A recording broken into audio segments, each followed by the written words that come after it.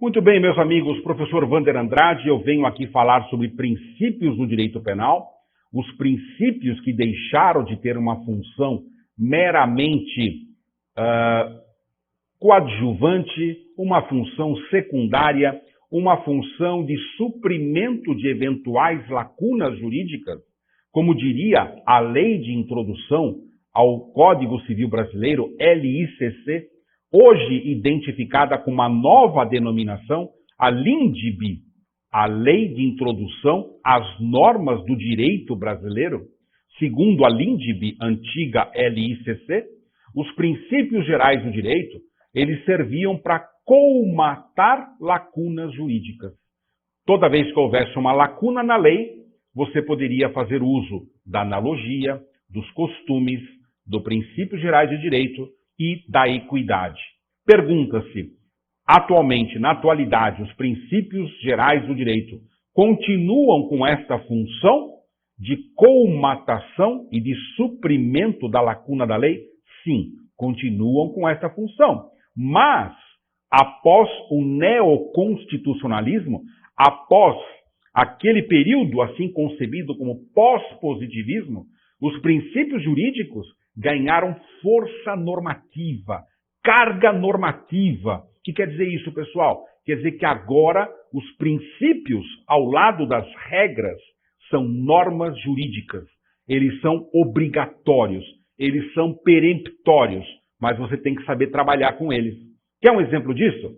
Nós vamos falar de um princípio muito importante, muito relevante, e eu mesmo vou citar uma experiência minha como advogado criminalista, na minha lida do meu escritório, em que eu fiz uso do princípio que eu vou fazer referência agora, e a solução foi muito positiva para o meu cliente. Vamos conhecer o princípio? Vamos lá. Eu estou falando do princípio da lesividade, também conhecido como princípio da ofensividade. Vamos ver o que nós anotamos. Na sequência, eu faço os comentários. Segundo o princípio da lesividade ou ofensividade, os atos preparatórios que não extrapolam o âmbito interno do autor e que ocorram antes do cometimento do crime não podem ser objeto de reprimenda. Vamos explicar isso já já. Uma pessoa não pode sofrer sanções por aquilo que ele é, visto que o sistema penal brasileiro não adotou o caráter de direito penal do autor, mas sim o direito penal do fato. E por último, vamos lembrar que há um questionamento da constitucionalidade dos crimes de perigo abstrato, embora isso não seja a posição do Supremo Tribunal Federal. Nossa, professor, quanta informação, me ajuda a entender aquilo que o senhor acabou de falar. Vamos devagarinho. O princípio da ofensividade, o princípio da lesividade, ele parte do pressuposto que o crime ele chega à sua consumação quando o bem jurídico é atingido, quando o bem jurídico é destruído. Então, a vida humana no crime de homicídio, ela é atingida, ela é destruída, e quando uma pessoa morre assassinada, quando eu tenho um crime de homicídio, eu me deparo com a consumação do crime, haja vista que o bem jurídico protegido no crime de homicídio é a própria vida humana. No crime de lesão corporal, se eu for atingido por uma facada e esta facada atingir meu braço, eu terei o crime de lesão corporal. E só o fato da facada ter atingido meu braço já configura o crime de lesão corporal consumado. Contudo, pessoal, quando o bem jurídico é atingido, ele foi ofendido, ele foi lesionado. É isso que o direito penal quer apontar no princípio da lesividade ou ofensividade. Com isso, nós estamos a dizer que se, de um lado, aquilo que atinge o bem jurídico, que destrói o bem jurídico, e que o ofende de alguma forma, configura o crime consumado, de outro lado, eu vou ter que analisar o caso concreto para verificar se eu devo ou não punir atos preparatórios. O que são os atos preparatórios? Quem se lembra do iter criminis, que é o caminho do crime, o itinerário do crime, Os atos preparatórios são a segunda fase. A primeira fase é a fase interna, cogitação. A segunda fase é a fase externa dos atos preparatórios. E os atos preparatórios devem ser punidos? Essa é a grande pergunta. Segundo o princípio da ofensividade, os atos preparatórios só devem ser punidos se eles atingirem a sociedade, sob pena de não se punir atos preparatórios que não, de alguma forma, coloquem em risco real a essa sociedade. Vamos exemplificar? Vamos lá. E aí o caso que eu tive como advogado, já vou contar para vocês. Vejam só, eu tenho um cliente que ele tem uma empresa de reciclagem e ele compra produtos de carrinheiros, de catadores de papelão, de catadores de latinhas, mas ele compra muito. Ele tem uma grande empresa, ele tem 40 funcionários e ele faz compras e aquisições de toneladas desses metais, de papelão, e com isso ele ajuda a reciclar todos esses produtos e ele tem ali à sua frente uma grande responsabilidade social. Mas, na compra desses metais, o meu cliente acabou adquirindo projéteis de arma de fogo. Ele comprou, e quando eu digo ele, não foi a pessoa dele, um funcionário, alguém ali acabou comprando, junto do lote de metais, 5 projéteis de arma de fogo. Ora, lá no Estatuto do Desarmamento, que é uma lei que tem normas penais, crimes no Estatuto do Desarmamento, existe um crime de porte ilegal de arma e posse ilegal de arma. E não é somente crime portar arma de fogo, possuir arma de fogo, sem as devidas licenças, sem os devidos registros, mas diz a lei que também é crime portar ou possuir munição ou acessórios de arma de fogo. Pois bem, meu cliente tinha munição e ele foi preso e processado criminalmente, alegando violação ao Estatuto do Desarmamento, porque encontraram 5 projéteis de arma de fogo. Na minha defesa que eu fiz perante o Poder Judiciário, eu sustentei a tese de que a conduta do meu cliente, ela não pode ser crime, em que pese ela estar formalmente prevista como crime. Isto porque, para que uma conduta possa ser crime, não basta que ela esteja prevista formalmente na norma penal.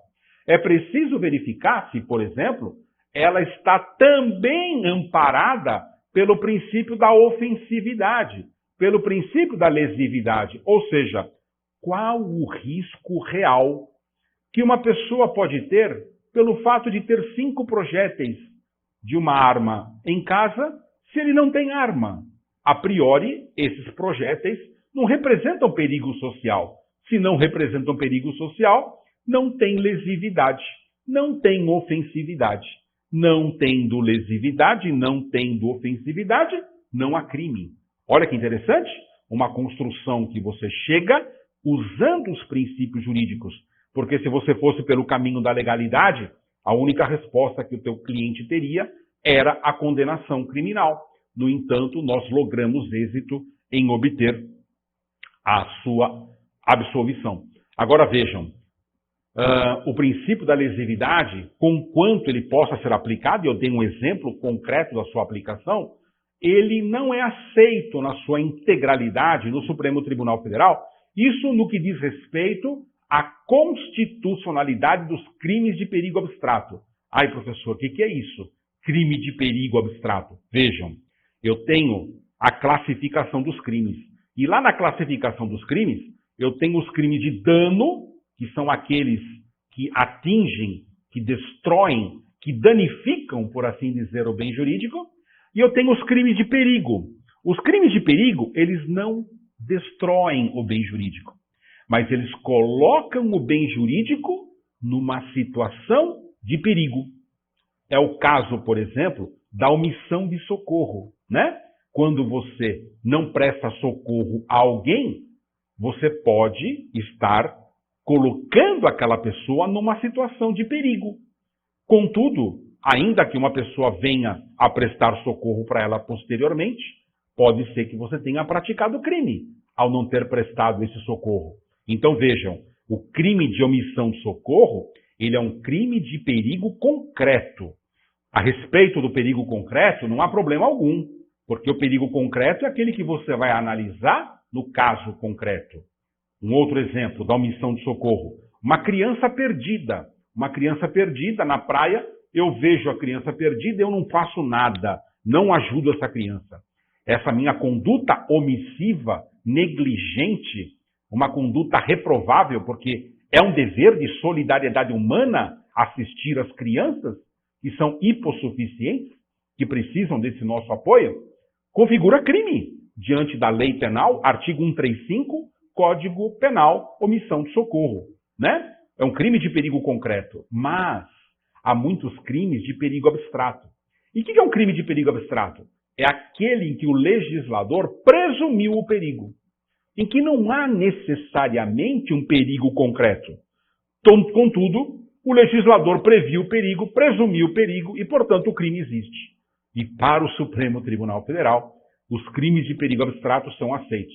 Me dá 2 exemplos, professor, de crime de perigo abstrato. Porte ilegal de arma, porte de drogas para consumo pessoal.